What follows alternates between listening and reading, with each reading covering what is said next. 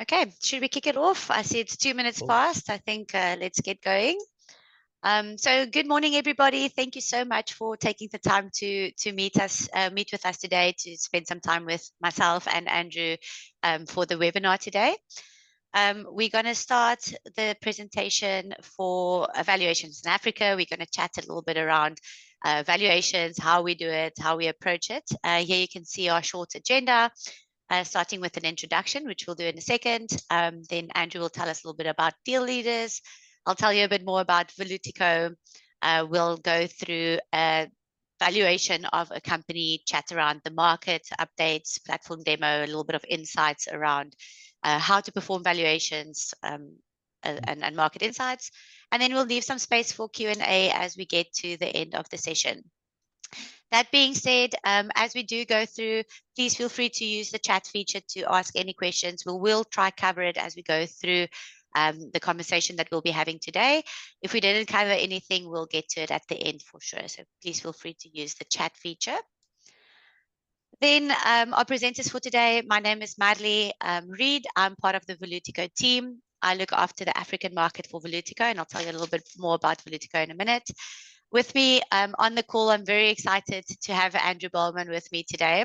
He is really an industry leader when it comes to business valuations, one of our Valutico clients that I've been working with quite closely as well. Andrew, lovely to have you here. Thank you for joining us this morning.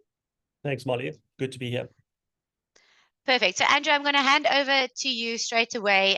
You can tell us a little bit about Deal Leaders, who you are, what you do. Floor is yours. Thanks very much, Molly, and good morning, everyone. Thanks for joining us. We started, myself and my partner, Rick Grantham, started Deal Leaders in April 2017.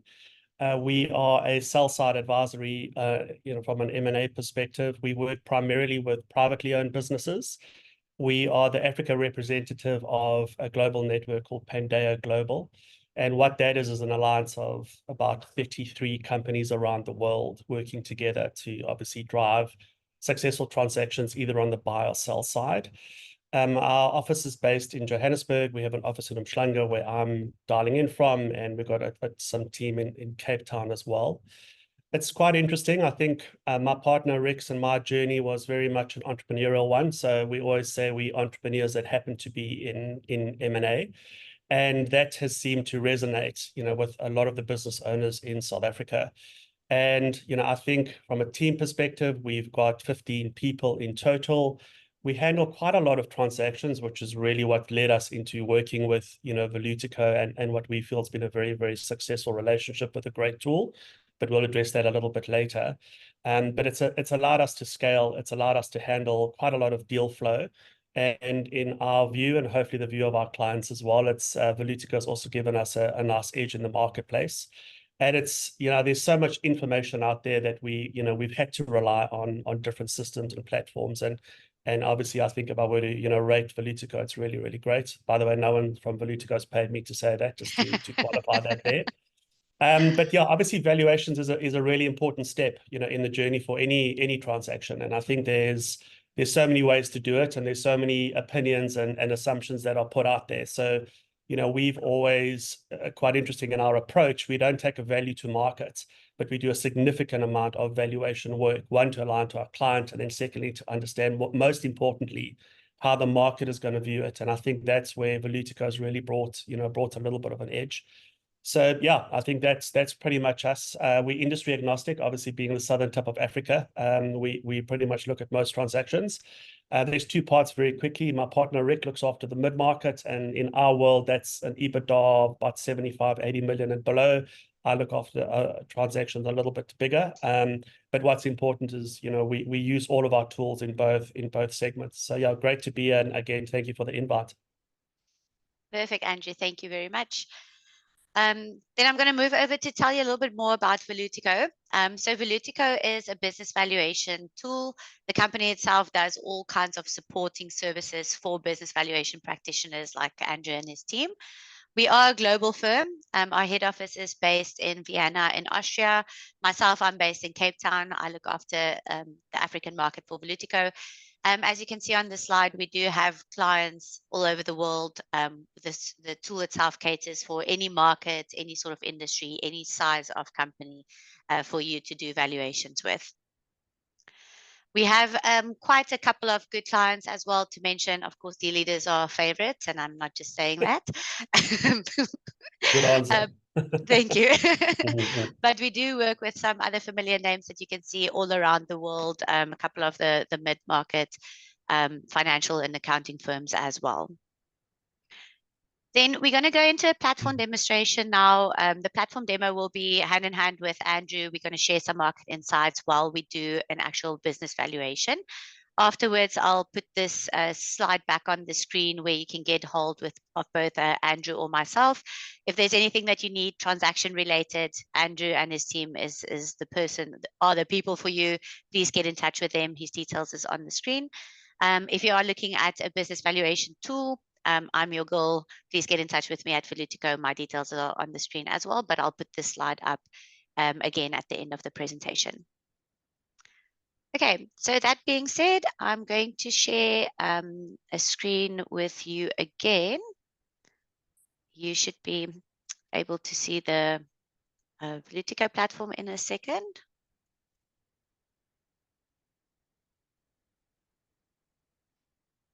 Here we go. Andrew, will you just confirm for me that you can see the screen? Yeah, it's all good. Thank you. All right. Yeah, so as I've mentioned today, we're going to discuss a little bit business valuations. It is focused a little bit about the African market, but what we really want to understand is something that you've mentioned earlier, Andrew, is how does the market value it? So you sit as a business owner, you have this wild idea of your business is worth lots of money, your retirement plan, and hopefully that is the case. But what we really want to see is how does the market value African businesses at the moment, both from a local perspective and an international perspective. How do you approach valuation? So we'll look at comparable companies. How would you approach that step? And then, of course, what type of methods do we use to value a company? So that's the type of questions that we'll be answering today as we go through the business valuation process with Andrew. So I think I'm going to jump straight in and we're going to create a hypothetical company. So Andrew and myself discussed beforehand, and we thought that a mining services company would be a good example. Andrew, do you want to tell us a little bit about mining services, why you think it's a relevant company at the moment? Yeah, look, we've actually got a lot of activity in that space. So obviously, when we talk about mining services, this isn't the primary asset, which is the mine. It's really those companies that supply products or services to the process around it. Why I thought it would be a good example is one, it's very relevant, I think, to Africa. But also in the transactions that we have worked on and are working on now, there's a really good balance of interest, both locally and internationally. So I think, from that perspective, certain types of businesses will be very locally focused from a buyer perspective. But I just thought this would probably give us quite a good mix, and hopefully I can give some decent insights based on our team's experience there as well. Perfect. And then without getting too political, it's obviously an interesting time in South Africa with the elections coming up. Do you see that the interest in companies sort of pauses? Are people waiting to see what happened with the election, or are they just, it's just another election year, let's just go ahead and do what we do anyway? What is your feeling around that? Yeah, it's quite interesting. It's a good question, Molly. I think if you've got to separate the two, one, business owners looking to sell, and then obviously buyers in the marketplace. I think from a buyer perspective, we've had very little feedback to say we're rather going to wait and see. I think the market, whether it's fortunate or unfortunate, has really just said, look, it is what it is. Let's price in kind of worst case scenario, and we can take it from there. I think from a seller perspective, yeah, it's not as prevalent as we thought it would be, but I think there's always going to be a wait and see situation. But I think in real terms, it is what it is, and I think we're pretty experienced globally around. You got to just get on with the next chapter. So luckily enough, the brakes haven't been applied, and from our perspective, the market actually remains exceptionally buoyant. That is good to hear. So what I've done on my screen so long is I've created a private company valuation project. So you can see I've entered a company name, which is just an example company. This is going to be loosely based on a real company, but we'll just chat through the features and show you the features of the platform as well. We've selected South Africa as our location. We've selected an industry. And then we've selected a company that is similar or operates in a similar space. This is a international company, but we'll chat a little bit more about that when we get to the listed company comparable step. We've then entered the date that we want to do the valuation for. So we'll do today's date. We can select the last actual year end of the company. We can enter the last annual revenues of the company. Let's just say maybe 100 million for us in the currency that we want to do the valuation in. Is 100 million a fair revenue number for our company? It's fine. A little bit Yeah, high? look, in fact, probably maybe a little bit higher because the international guys maybe make it about 500 million. Yeah, if that's Okay. cool. Let's do 500 The million. reason I say that is, sorry, there's often a minimum check size for internationals to invest. So when you convert it back to our currency, it becomes quite material. Yeah. Yeah, that is interesting. Mhm. The currency is a thing. I was chatting to one of our potential clients, and he was opening a business in the UK.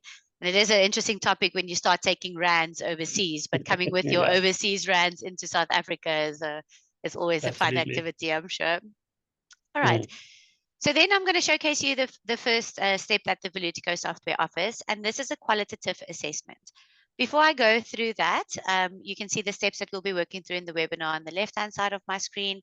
We're just going to go through the valuation step by step and show how, firstly, you can do that through Valutico, and secondly, have Andrew's insights as to how each of these steps can help you in your business valuation process, be it the buy side, sell side, but just to gain some insights around the business that you are valuing. So the first step is a qualitative assessment. This is the first initial risk assessment that we'll be doing for the business that we are valuing. The idea here is to work through the parameters that you can see on the left-hand side of my screen. There are 25 different parameters. Each of them carries a weighting that you can see on the right-hand side. And the idea would be to give the company a score from 1, which is less risky, to 5, which would be more risky for the business. This works on a weighted average calculation where it takes the score times the weighting, then calculates the risk factor for you. And the risk factor then calculates the cost of equity premium, as well as the discount to trading multiples that we'll use later on in the step.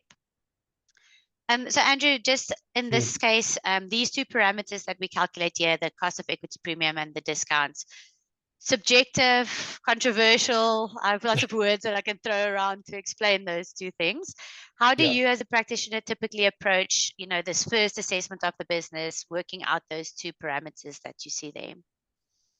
Yeah, it's actually a critical step, Molly, and I think most people would argue that it's subjective and it gets quite controversial. And I think it's all comes down to what sits behind where you position this. And I think often, what people get wrong with valuations is they actually don't do enough work beforehand before they tackle the valuation to properly understand the business, the industry, the markets, and and all of those sort of components.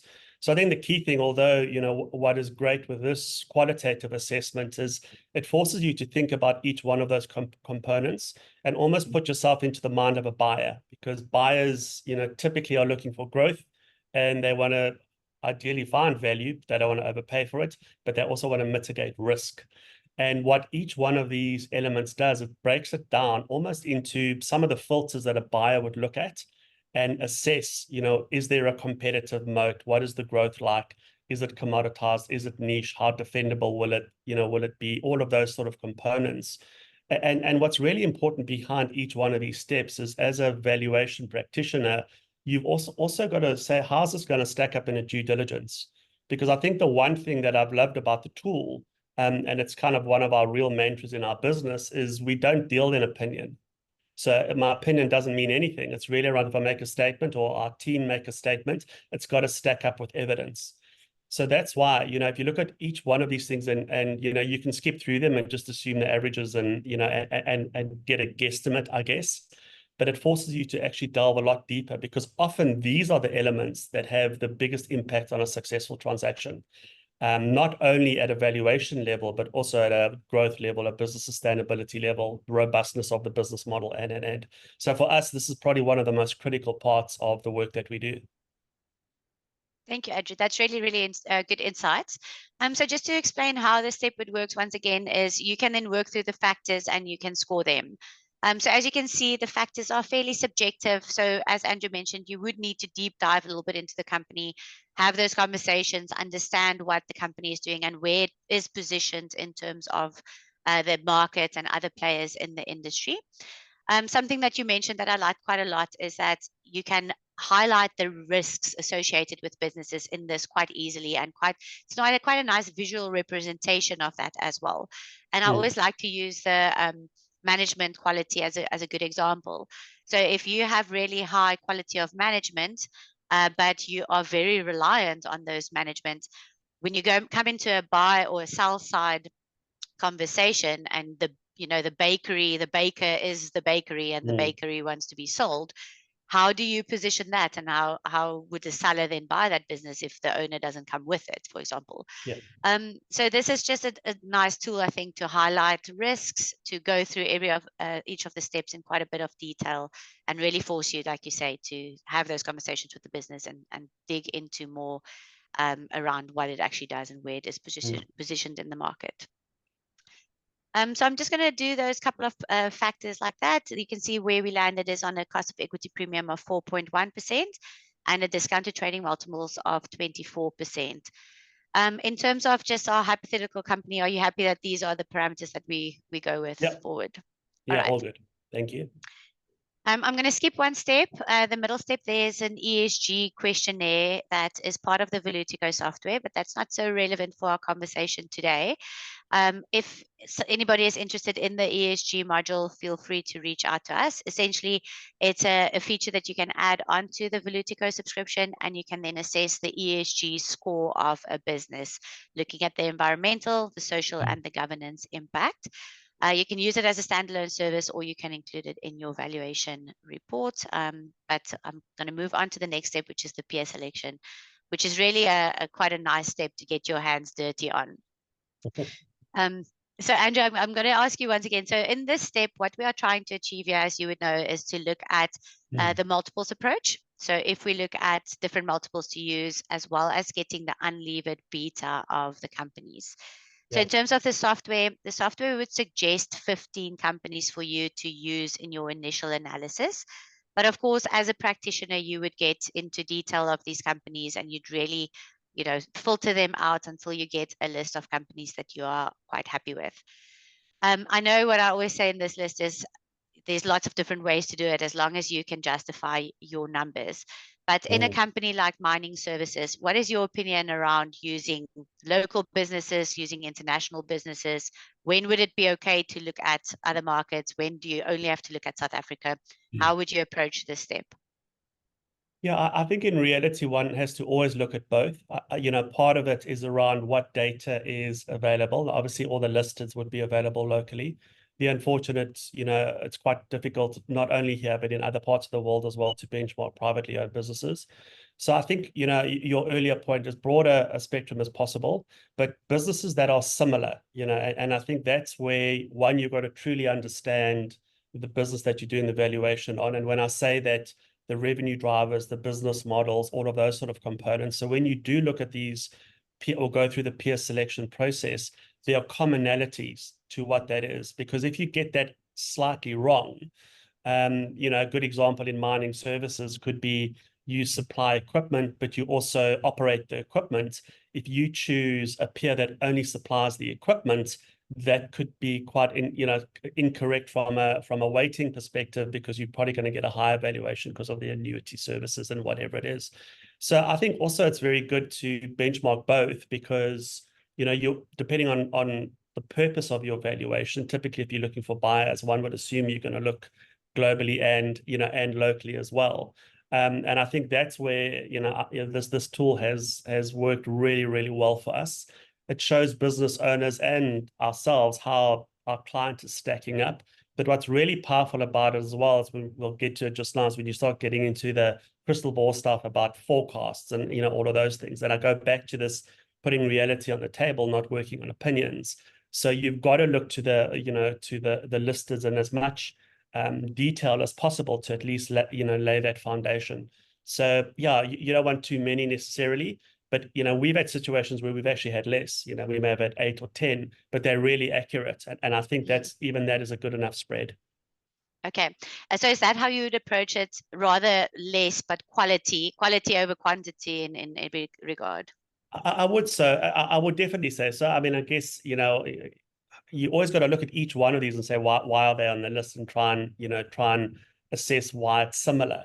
If it's they're in mining, doesn't necessarily help. Are they in mining equipment and services, and and whatever it may be. So yeah, look, I think you do have to strike a balance, Molly, around, you don't want too few, you don't want three. But there's just got to be, some method in your madness. But ideally, if you minimum 8 to 10 is great. Anything more obviously is better as long as they're relevant. Perfect. Thank you, Andrew. That's really good insight. Cool. So if I go back to the platform, just how you would use this step, you can, as I've mentioned, the software suggests 15 companies for you to start your analysis with. There's a bit of machine learning in the background here with Valutico, so the more you use the tool, the better it would become equipped to suggest good companies for you. You can see the name of the company, the country, and the market cap. And then if I scroll to the side here, you can see the multiples EV sales, EV EBITDA, EV EBIT, and the PE ratios. For each of them, you've got the last actual, the current, and the forecasted here, the glass ball that Andrew mentioned. We've got the price to book ratio, the financing structure, as well as the levered and unlevered beta of the companies. So your starting point here would be to go through the list, and you can take out any of the companies that's not that relevant to you. You can see most of these are actual mines, so not quite relevant to our mining services industry. So I'm going to take them out. You can then also go into more detail on each of the companies. So you can go into the profile, can read up more about what it is that they do. You can go into the financial information of the business and really dig deeply into what their performance would be, what the forecasts and financials are looking for in the next couple of years. We give you the levered beta and show you how the unlevering gets done. Of course, the beta calculation also something that is a bit of a painstakingly long process to get done if you're doing it manually. Something that the software does for you based on the 5-year monthly share returns. And then there are two ways for us to start adding more companies to our list. The first one would be coming into a company that we really like as a comparable and looking for similar peers. Or the step that I prefer is coming into the advanced search. And here you can get really specific. You can filter for companies here based on industry, based on country or the region, company name, market cap. And then this full text search is where I'm going to start my analysis. This is where you can look for keywords in the products and services of the company. So we can start by maybe saying mining and should we say equipment as a starting point. Yeah. So you can use here many keywords. You can use the and feature, the or feature. You can also use the excluding. So you can look for specific keywords. We can then also look at a specific industry or a specific region. So with these two keywords, there's still 1,009 companies found. So we narrowed it down from 45,000 to 1,009. That's probably still way too much for us to consider. So perhaps we must look for a specific company. So we did say earlier on, Epiroc is a company that's potentially a good comparable for us. It's something that you are familiar with, Andrew. That's right. Okay, so we can add Epiroc in. We see that this is in the machinery industry, but it does have the keywords that we were looking for in the wording. So we're quite excited about that. So perhaps what we must do is let's go to machinery and see what this industry offers us. We can also add metals and mining, perhaps. Is there any other industry where similar companies would sit? Let's try those two. Good. Yeah. So mining equipment is quite a in between industry. So that's why we can try a couple of different ones. So you can see here we have 333 companies. So that's quite a bit still to work through. If you wanted to investigate each of the companies, you can then just hover over this information sign, and that gives you more information on the companies. So this one, technology and services solutions for mining and cement industries. Would that be a good comparable to use, Andrew? It could be, yeah. Okay, so let's throw it into our valuation analysis. If we go back to that step then, you will see that the company was added, the multiples are calculated for you, as well as the beta calculation at the end of the screen. So yeah, Valutico can do all of that work for you so that you can really spend your time analyzing the companies. I always like to say, using your expertise, using your brains. Software can do a lot of things for you and save you a lot of time, but we still need your expertise and your brains to make sure that it's relevant companies. So I'm going to leave this list as is for now. We can come back to it later on if we need to, but let's say we're happy with this list, the median then that we have here, that is what we'll be moving forward with in our analysis. The discount that we calculated in the qualitative assessment, that then gets populated here. So we'll take the median of the listed companies minus the discount to give us the applied metrics. Andrew, do you have anything that you want to add on the discount and just why we add this discount to listed companies? Yeah, look, I think, look, I suppose it depends what you're valuing, but typically a privately owned business, there isn't an active market. So, one has to discount ordinarily what that business's valuation is. I think there's a different risk profile to it as well. So the scale and robustness of the framework and the business model it operates on. I think also, again, based on country, all of those things. So I think there's a whole lot of layers to it, but I think the biggest is, ultimately, would you want to invest your money in a listed entity that's on a traded stock exchange, or would you go for a private company? Obviously, there's a very different risk profile, and and I think it's reasonable one can argue within a couple of basis points, but I think it's a standard practice for all valuations from buyer and sell side. Yeah, perfect. I think it's like you mentioned earlier, ideally you would like to benchmark against other private companies, but that is unfortunately just not always possible. No. So using the listed companies is what we can do. And then discount because obviously we have our private company in this example. Okay, I'm going to go on to how we will look at the financial forecast of the business. And I think once again, quite a interesting topic on forecasts. I don't want to say the word, but I'm going to say it. So after COVID, how do you see forecasts? Have it changed? Did people look at a 10-year forecast before and now they're looking at a 3 or 4-year forecast, or is COVID long forgotten and we're back to normal? How do you forecast? What do you see in the market? Any changes, or it's the same as always? So I think definitely post-COVID, I think there's been a big impact on how forecasts are reviewed. I would say in our experience, the average was probably 5 years pre-COVID. I think currently, a lot of companies try and do a 5-year forecast, but I think in real terms, even a 1-year forecast these days is relatively tough. I think it also goes back to, are you doing a forecast based on facts, proper insights, and an understanding, or are you just applying an inflationary growth rate and moving it forward? So, we always go down. It's one of the areas we do a significant amount of work on, is if you're selling a forecast, how does somebody audit that? So I think, if you're using a forecast and you're using the likes of your peer comparisons on a Valutico, there's robustness to what those numbers are saying. You've then got to unpack and tell the story almost through a mind map to say why it's relevant or why it isn't. Because I think one thing buyers don't do is believe hockey stick forecasts. If you put yourself in a buyer's shoes and there's a business that all of a sudden is going to grow exponentially in the next couple of years, the argument always is, well, rather wait, grow, and do your valuation in a couple of years' time. So it is a balance between, getting it as factual as possible and auditable, if that's a word, as possible, along with, trying to position a little bit of the dream and the story.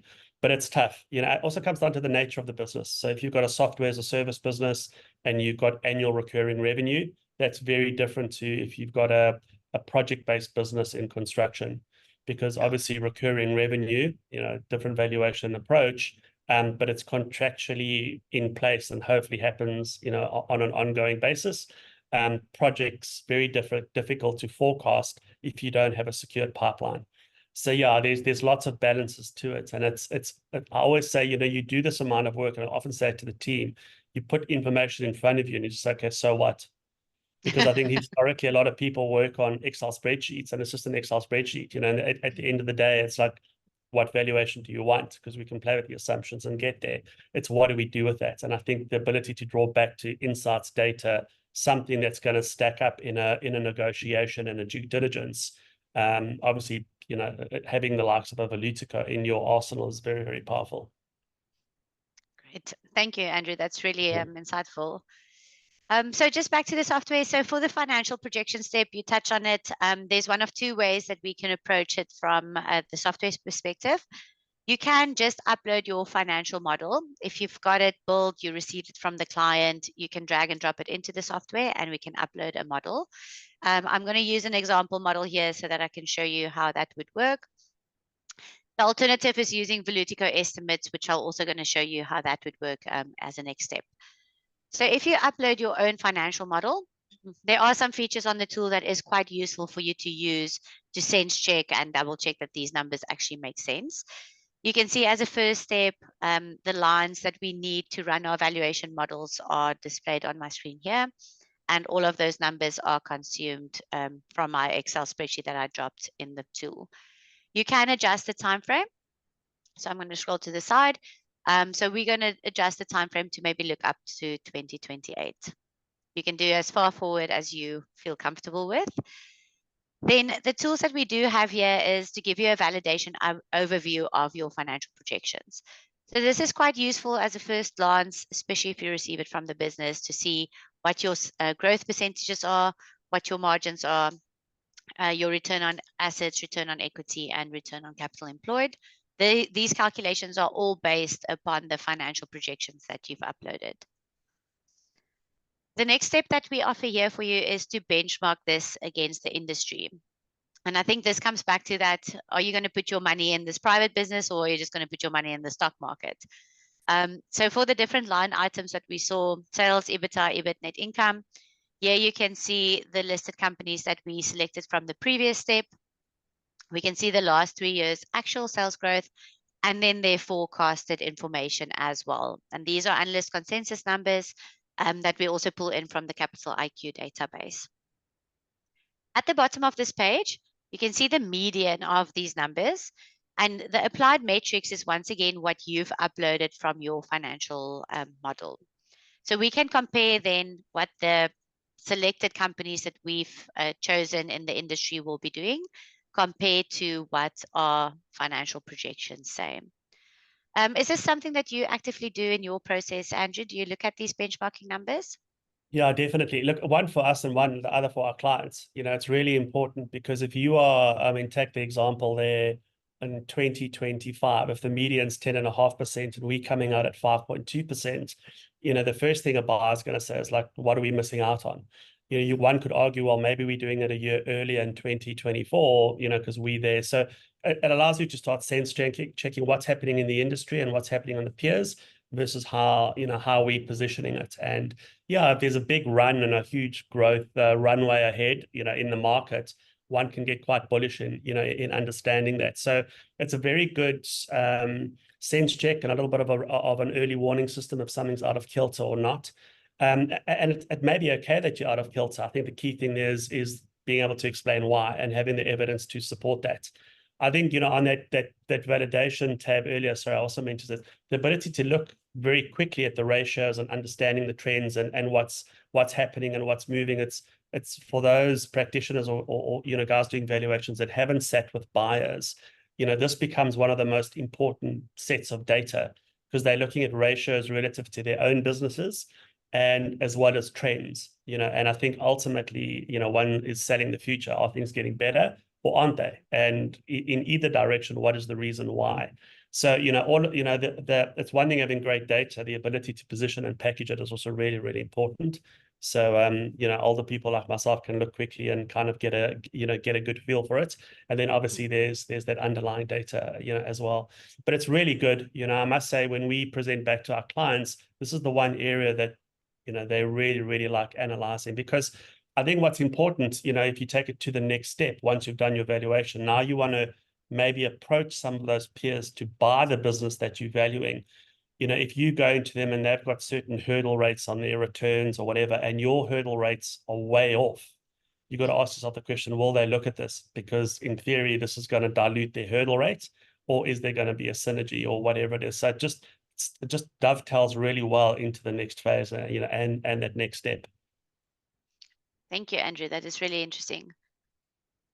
I'm going to go back and just show you how you can use these benchmarking information as well if you have to compile a financial forecast, but you don't have the relevant information.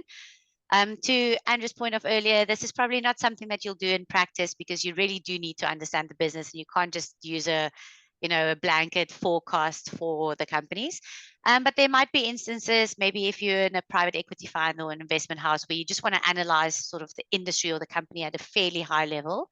And then what you can use there is the peer group benchmarking. So essentially, we'll take your last annual revenues that we entered when we started the project, and we'll use the growth percentages of the companies in the industries that we selected and apply that against your revenue number to come up with the base forecast for you. Also a nice starting point if you just want to start somewhere, and from there, you can, of course, also manually tweak the numbers on the platform if you would want to. But just on that, I've actually used it a few times. So this is like a quick and nasty, if you like. And then you compare it to that when you've done a significant amount of work. And I've had a few cases where it's not far off, and you think, wow, Oh, really? yeah, but it was You're like, one why week. did I spend all Yeah, this time? Could exactly, have been on the golf course. exactly, yeah. That's good to know. I mean, the theory would make sense if you can get a really good, a really accurate peer Yeah, list, right? Because then in agreed. theory, the companies would move in a similar way to your company, and that would Exactly. be fairly accurate. That would make Yeah. sense. Okay, the next step in our process is transaction analysis. So here we will be looking at transactions that happened in the M&A space. The idea here would be to try and find as many private companies, private target companies as possible. We give you the date, the bidder, and the target company, the target country, industry, the source of the data. If I scroll to the side, you can see the stake acquired, deal value, EV sales, EV EBITDA, EV EBIT, and the PE ratio. So while I ask Andrew the question, I'm going to just clean up this little the list a little bit. So Andrew, how important is it to look at private company transactions? What does the step really mean to us? Yeah, like I've said it a few times, but this really is one of the most important steps, because it's a few things. There's a valuation, and then there's what the market's going to pay, which is the true valuation. So, what this does do is it shows you, one, there's activity in the market in this industry, in the geography, whatever it may be. And if that is the case, what is the pricing looking like? So again, the ability to look at each one of these transactions and say, look, there's activity and the multiples are at this level, but you could be at a situation where there's a much higher multiple. It's understanding what is the reason. Because I think the one thing that any valuation, and sales process, if you like, of a business doesn't factor in is what does the synergy look like? So, hopefully, one can only get better. But I think what this does do in many, many cases, you have many business owners that have read an article about some company in Europe that sold for a multiple of a gazillion, and they think it's quite similar to theirs, and it's unfortunately not the case. What this does do is it allows you, again, if you've got the right peers on the right transactions, to say this is where the market is. So obviously everyone's incentivized and we're going to try and do a lot better, but this is what it's looking like. And then, you can start again. For me, this is the ultimate reality on the table step. And another thing is, if there's no transactions, let's just play it out devil's advocate, that in itself is something else to say, well, what's the point almost? You can do a theoretical, but we can't, in the absence of actual transactions. And I think that's where a lot of other tools fail. It doesn't give that meat on the bone, which one really, really needs.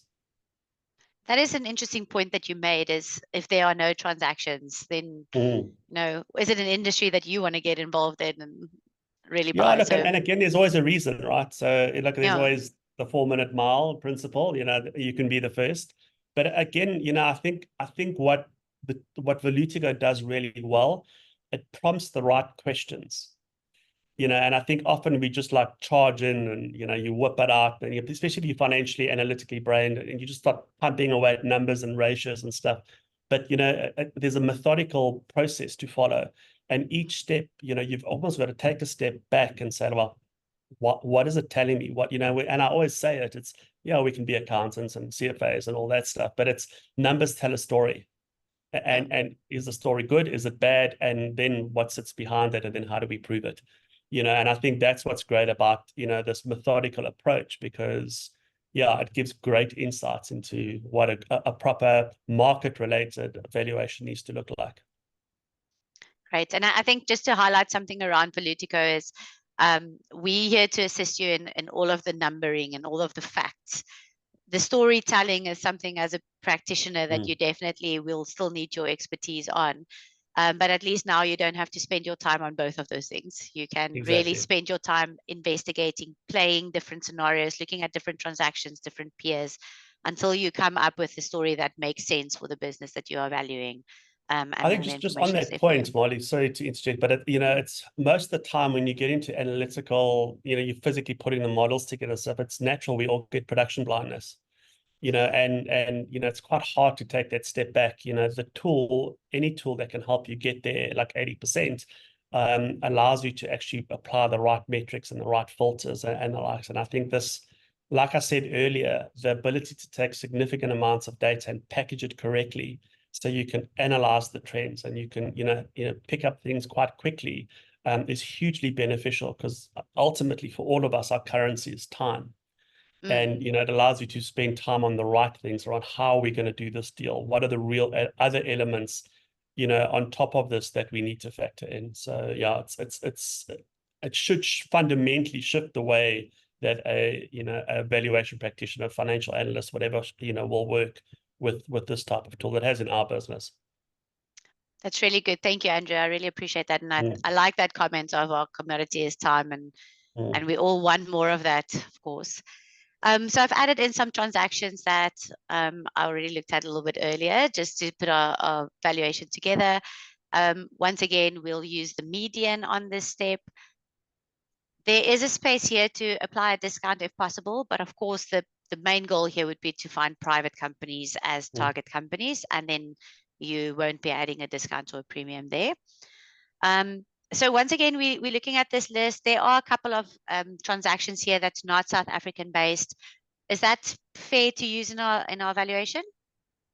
Yeah, look, I think one has to be realistic. There aren't going to be, we're a relatively small part of the world, so there may not be hundreds of transactions. I think it's to understand similar types of transactions. So if there's a transaction that took place in Australia at a certain multiple, you got to take a step back and say, well, are the businesses similar? Is our business, has it got better revenue drivers, a more robust business model? But then again, it's a far less risky, environment to invest in. So yeah, we look for transactions. First prize, yeah, in South Africa. But in our world, it doesn't matter. We want to know what's going on out there. Because if someone has, a buyer has never invested outside of America, or, you think, well, just would they come to this part of the world? You don't know. But it shows that there's activity and there's interest. So I think, obviously your research process to find buyers after this is, so yeah, I wouldn't, for us, it's cool if we can get some local examples, that's great. African examples, equally great. And then, international transactions of similar types of businesses, also great. We've done a lot of deals over the years where the buyers, particularly out of Scandinavia and Europe, have invested here in transactions where it's the first time they've invested outside of the Nordic countries or Europe or whatever. So never say never. It just proves that there could be interest and it's relevant based on the benchmarking here. Okay. And just out of interest sake, so would you then have a look at typical buyers here and approach them in, Denmark, wherever they sit, and say, hey, we've got this opportunity for you. Are you interested? Yeah. Okay. That's the real, we say it's a balance of science and art. This is the science, and then the art bit is how do you identify those buyers? And I think, yeah, look, I mean, some of them may come via this tool. Obviously, we've got a lot of other tools and insights and, and experience. But again, with a tool like Valutico, when you're approaching them and you start getting into meaty conversations, there's something well structured to, start those negotiations on. So I think that is the one challenge with any valuation, is it sits in isolation.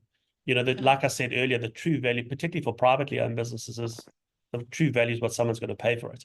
This will give you a good idea, but then, then one has to test supply and demand, simple economics. But again, like I said, this gives great insights, and in many cases does identify, some potential buyers. Right, that's really interesting. So just on that point, I think I just want to quickly showcase how you can use the tool to do different things in terms of your investigations. It works similar to the peer selection that I showed earlier, where you can add industry filters, countries. We also have transaction-specific filters here, so date, deal value, stake acquired. Of course, if you're looking majority stakeholding, the full text search where you can use the keyword search feature again. And I think what is quite useful here, something you said made me think of that, is of course you'll try and look for local businesses first. So you'll add your filter first for South Africa, and hopefully you can find many transactions. If not, you can expand. So then you can look at Sub-Saharan Africa as a region. You can also select countries one by one that you would like to look at. And then if you don't find anything, then you can expand to the wider region. Just once again, to that point where if you had to do this step using Google or some other manual way, this will take you a couple of days, where here you've got it at your fingertips, click through it, and hopefully you get the information that you require. Look, and some of it you won't find. Yeah, Using and a some of it you Google and won't stuff. find. Yeah. So that's important to say. Yeah. Good point. Good point. Mm. Okay, so I'm going to go to our valuation report now that we generate. So the software now uses the different steps, the information that we added, and we populate a valuation report here. I've set mine up to populate all the different methodologies for us. I am cognizant that we just have 13 minutes left over, so we're just going to chat through this one very quickly to leave space for questions. So the report then generates using income approaches. So your DCF WACC, DCF APV, flow to equity, and your DDM method. We have a minimum point, a maximum point, and a midpoint using a sensitivity analysis. And I'm going to show the report or the model a little bit lower down. We've got the multiples here for the years that we looked at. The median of the listed minus the discount that we applied gives us this orange value for our company, the transaction comparables, and the LBO method. So the valuation range that we populate here is currently based on all these different methods. But of course, for our approach, you won't be looking at all of these methods. Andrew, what do you guys do in practice? Do you use one method, many methods? What would you do in this step? Yeah, we typically use two. One is EBITDA. So EBITDA multiple is probably the most common. I think a lot of people look at discounted cash flow, and I'd say it's an and, because you need to understand obviously free cash flow and cash generation. But yeah, it's probably somewhere in, I think you've got to look at both and often just look at, almost an average around that. Again, the story, if you've got a very robust business, that is in software as a service, you would then use EV to sales, so it's kind of multiples of that. If it's project-based, using a discounted cash flow is going to be quite difficult unless you've got contracts that are 3 or 5 years old or whatever that may be. So one also has to just look at it practically. What does this mean? And ultimately, what is somebody buying into? And I think when the $1 million question is, step one is, what is the multiple or the discounted cash flow discount factor or whatever it may be. But the next question is, of what? Is it the current year's numbers? Is it an average? Is it, whatever it is? So again, you've got to just understand those different elements to make sure that you're using the right methodology with the right sustainable number moving forward. Perfect. And that's a good point, is something that we do is show all of those numbers. So what we want here is, if someone asks you, how do you get to that number, you should be able to explain it, but also find the sources, see where it's coming from, and update if necessary. So a step here that we have is, if you are working on acquisition, if you needed to account for lack of marketability, of control, or any synergies that you've mentioned, you can update it on the tool here. But then the weighted average cost of capital, the discount rates calculation. So the software pulls this up for you. You can see what we are using to calculate the WACC. If you open this change parameter option here, you can also see all of the sources of our information. And you can click into it. It gives you the sources. It goes all the way down to literally where we found the number. And it's also something that you can easily update. So I think the idea of the software here is that we run everything with what we consider as best market practice, most commonly used methods. But you as a practitioner, once you understand what needs to happen, can easily tweak and adjust here as needed. And then if we look at the models, so if we look at the DCF, for example, in this report, we give you what you entered as the forecasted information. We show the calculation down to the sensitivity. And then the numbers here, the 224, 258, and the 239, those relate directly back to the models at the top of the screen. So just once again, going back to, you can see where every single number comes from. You can see where your net income comes from. You can go back there, update, change whatever is necessary until you get to a report that you are comfortable with and be happy to back your numbers at the end of the day if you do get questions from your clients. Yeah. Is there anything you want to add on the reports, Andrew, just before I show the export, and then we can take some Q&A? Yeah, no, it's really good. I think the bridges are really good. And yeah, to your point, again, I go back, everything needs to be visual. So it takes a lot of data, packages it in a way, because, at the end of the day, also, I think a big challenge for those on the call that work with privately owned businesses, you're not dealing with investment banks where people talk a specific language. So the ability to explain all of this out is also very, very important. So almost put it, I'm not going to say cookie on the lower shelf, but package it in a way that it makes complete sense. But also, even as the practitioner, we've obviously often looked back and say, well, we've got something wrong because the bridge isn't working, or we've missed something in our trending, or whatever it may be. So again, there's just this continuous kind of evolution, I guess, to keep going back, iterative process to make sure that we've got it right. So yeah, no, that's all good. And yeah, and I think that the midway point is a good one. Because at the end of the day, often a valuation is there to determine, does it make sense to the seller? Are they comfortable with it? Because in this case, if it's 239 or whatever, whatever the number is, and the client's expecting 800, you've got a bit more work to do, because you either miss something, quite material, or the person is just, on a different planet. And yeah, so again, it's a very good tool to get onto the same hymn sheet before you move forward into the market. Perfect. From here, the next step would be to export the reports. I'm not going to spend too much time on this. We offer different reporting features. You can, under your profile on Valutico, set up your colors and your logo, so the reports get populated in your branding. Really big time saver, I think, in terms of all of these reports all of the graphs, all of the tables being done for you by the software.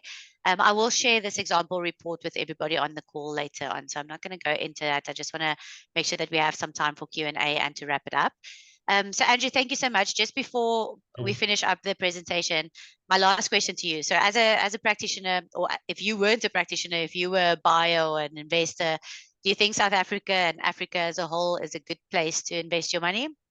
Absolutely. So I've been fortunate enough to live overseas for a couple of years. My partner and I were 2 weeks ago, we're actually in Copenhagen in Denmark. We meet all our partners from around the world. And yeah, I think often we underestimate the opportunities that exist in this part of the world. Yeah, clearly there are risks as well. But I do think the risk profile of the world has changed. And I think the gap between the rest of the world and Africa is definitely closing. One forgets, like I mentioned earlier, people invest in growth, and there are many, many opportunities in Africa that are driving that growth. Sure, they'll price in the risk, but you also got to look at population demographic. And if I just take it down to a granular level in our business, we're seeing significant activity, more so now than even when we started the business, in 2017, around international interest and the likes in Africa as a whole, but in our case, particularly South Africa as well. So yeah, always glass half full. There's lots of opportunity. And yeah, I think those investors, they've saturated the rest of the market. So there's only one continent left that they've got to come and invest their hard currency in, and it's our part of the world. So yeah, I think it's very, very positive, and I think we're well positioned for the next couple of years, despite elections. Great, thank you so much. I'm going to put Andrew's details and myself, my own details, back on the screen now. I think we're going to wrap that up then for the demonstration today. I really appreciate it, Andrew. It was lovely to chat to you. It's really nice to hear what's going on out in the market, and that you're optimistic. That's good for us to hear, of course. If anybody has any questions, if you want to get in touch with Andrew, looking at a transaction, you want to sell your business, you want to invest, you're bringing some dollars into the country, please feel free to get in touch with Andrew. Anything platform related, please get in touch with me. My details are on the screen. I will allow just a minute if there are any questions. Andrew, I'm not sure if you can see from your side if there are any questions in the chat. Let's see. Yeah, there's a Q&A. There's a Q&A. Okay. Okay, the first one. I see it there. All right, let me take it. What is the split, if any, of listed versus unlisted data available? I assume most listed companies are included, but what is the extent of private company comparable information available? So in the peer selection step that we showed, that is, of course, all listed company information, where you'll look at the multiples and you'll look at the beta information. For the private company transaction step, there we have two different sources of data. We have the Capital IQ database, which is about 60% of their information are private company information. And then we have another database called EMIS that you can add onto your profile. And they've got about 32,000 transactions with multiple information. That's all private company information worldwide. But I do encourage you, please get in touch with me. We can do a quick showcase of the data. It's always a hard thing to demonstrate in a conversation like today, because it depends on your market, it depends on your industry, but something that we can take in an offline conversation if you wanted to get in touch with me on that. If I can also just come in there from a practical side as well, it's the challenge we have in South Africa and Africa as well is publicly available private business information. You know, I'm always blown away by speaking to our colleagues in Europe that even as a private company, or everything's publicly accessible. So yeah, I mean, what I can say is from when we first started with Valutico to now, it's an ongoing process. So there's more and more data being added all the time. So it definitely does improve. And yeah, you know, I think as far as, you know, in our experience, we've had no other database that has, you know, provided any better, you know, peer comparative information than what we currently use with Molly and the team. So yeah, from that perspective, it's, you know, it's as good as it gets. And but we've also got to realize we aren't in Europe. We sit in the southern tip of, there are limitations to the data that's available. Yeah. Yeah, thanks. Just some detail around the ESG module. Once again, I'm not going to spend too much time on that because that's not really the topic of today. So anonymous attendee, I really encourage you to get in touch with me. I can showcase you the ESG module separately, take you through the questions. Anybody else on the call, if ESG is relevant to you, please get in touch with me. I can share a report with you. I can also show you on the software in a quick one-on-one what that entails. ESG, while we have a minute, Andrew, something that you see coming up in South Africa, is it relevant? Yeah, it definitely is. I think particularly for listed companies and you know, international buyers. So it is becoming more and more prevalent. I think, you know, again, in sectors, so if you take like the mining sector, it's starting to come into play. Is it a deal breaker yet? We haven't experienced that, but I think it is something that is growing, and I guess time will tell, you know, whether it is going to have as big an impact as we all think it is going to have. Again, be proactive. You know, it's good to get into the module, understand what it means, and start planning, because I think often, you know, there's a sexiness to selling to an international buyer. That international buyer comes with a whole lot of different, you know, rules, you know, particularly around ESG and the likes. So, you know, we you know, again, I think that's part of our evolution as Africa, to start, you know, closing some of those, particularly on the environmental side, you know, some of those gaps. Great. I like that advice. Get ahead of the game. I think that's really good advice. I think there is a couple more questions, but I am going to unfortunately cut it off here. Once again, our details are on the screen. I hope you took it down. If you also, I'll also share after the call. I think we should have some of the email addresses, so I'll share the report with anybody on the call that's interested. So please feel free to get in touch. Andrew, I really appreciate you taking the Friday morning to spend it with us. It's been really insightful and really helpful. I hope we can do this again sometime. Definitely. No, thank you. Yeah, and again, this, you know, clearly, you know, there's nothing here, but it, you know, for anyone considering a tool, I would really recommend, and I say this particularly on a return on effort perspective. I saw one of the questions down there. It's always, you know, it's always the question, what does it cost? You know, whatever it is, and it's yeah, you know, in Rand, remember we living with Rand, which is probably like, you know, a lot of people out. It's definitely from an ROI perspective our best tool by far. So yeah, I do encourage you to, you know, to explore it, because it will change the way you do valuations. It will increase your efficiency, and in our world, it pays for itself 10 times over, you know, per year. So I should probably get a commission for that, Molly. You should. Yeah. We pay commission in red and wine. I'm happy for people to reach out directly, you know, if they want to talk to me practically, and, you know, whatever it is. So I know this often comes around a little bit too salesy, but it's not the intention. It's, you know, from the heart and from the trenches. Yeah. Great. Andrew, I really appreciate it. I hope this also showcases how well we work with our clients. Absolutely. We don't just sell you software and never see you again. We really take pride in the partnerships. And yeah, we are very happy to have deal leaders and be working with you we couldn't have asked for better clients. So we really appreciate Exactly. it. No, Thank you, thank you very everybody, for much. joining, and have a good rest of your Friday. Cheers. Thanks. Bye.